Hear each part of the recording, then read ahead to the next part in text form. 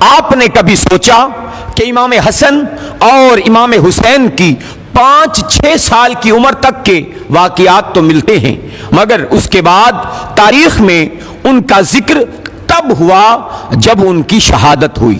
کئی نامور اصحاب جیسا کہ حضرت سلمان فارسی کہ جس کے بارے میں نبی کریم نے فرمایا کہ اگر علم ثریا ستارے پر بھی ہو اہل فارس وہاں پہنچ جائیں، حضرت ابو ذر کہ جنہیں زمین پر سب سے سچا انسان قرار دیا، حضرت مقداد کہ جن کی جنت مشتاق ہے، حضرت ابو ایوب انصاری کہ جو نبی کریم کے مدینہ میں میزبان تھے، حضرت جابر بن عبداللہ انصاری کہ جو نبی کریم سے لے کر ان کی 5ویں نسل تک حیات رہے، حضرت عمار بن یاسر کہ جن کی شان میں آیات نازل ہوئی، حضرت بلال حبشی کہ جو مؤذن رسول تھے۔ تاریخ ان کے بارے میں مکمل خاموش نظر آتی ہے۔ ایسا لگتا ہے کہ جیسے نبی کریم کے وصال کے بعد وہ اس دنیا سے غائب رہے اور بس شہادت یا وفات کے وقت دنیا میں کچھ دیر کے لیے آئے۔ آخر کہیں تو کچھ غلط ہوا ہے کہ ان شخصیات کا ذکر کرنا عیب سمجھا گیا، اور دوسری طرف جو افراد نبی کریم کے وصال سے 2 سال قبل مسلمان ہوئے ان کی سوانح عمری سے تاریخ بھری نظر آتی ہے۔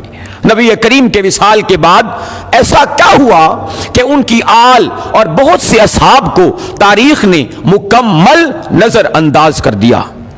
کہاں کچھ غلط ہوا کہ نبی کریم کے وصال کے بعد ان کی آل کے کسی بھی فرد کی طبعی وفات نہ ہوئی؟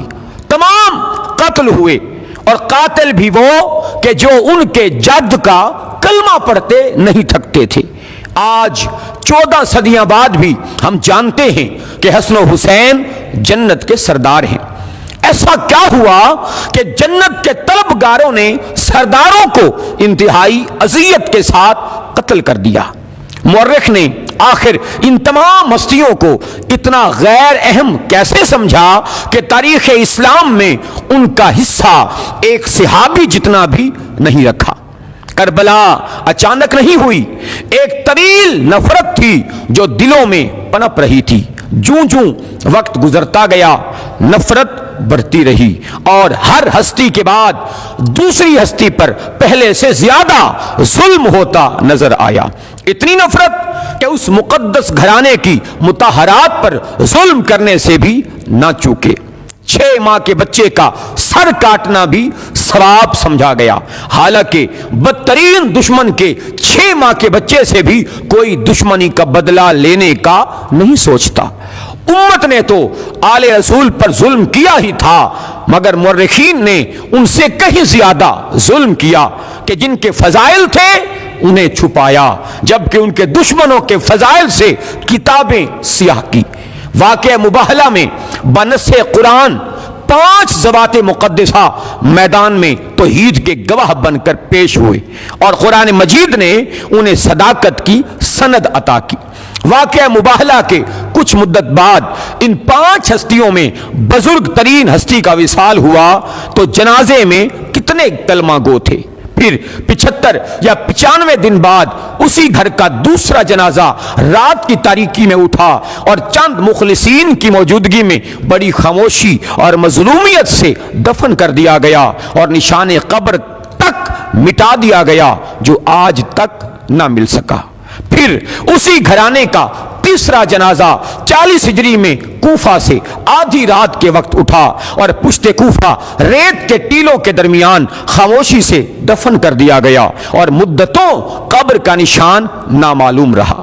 پھر اسی جماعت کے چوتھے فرد کا جنازہ 50 ہجری میں شہر مدینہ سے اٹھا اور نانے کی مزار کی طرف چلا، مگر کچھ لوگ تیروں سے مسلح راستے میں حائل ہوئے کہ نواسے کو نانے کے پہلو میں دفن نہیں ہونے دیں گے۔ آخر وہ جنازہ بقیع کے عوامی قبرستان میں دفن کر دیا گیا۔ پھر 61 ہجری میں اصحاب مباہلہ کی آخری فرد کا جنازہ اٹھایا بھی نہ جا سکا، بلکہ جنازہ گھوڑوں کی ٹاپوں سے پامال کر دیا گیا۔ بحیثیت مسلمان کیا ہمیں یہ حق نہیں کہ کم از کم ہم بول رہی ہے اسلام سے یہ تو پوچھیں کہ جن کی صداقت کا گواہ خود اللہ ہے اور وہ توحید خدا کے گواہ ہیں، امت رسول نے ان کے ساتھ یہ سلوک کیوں کیا؟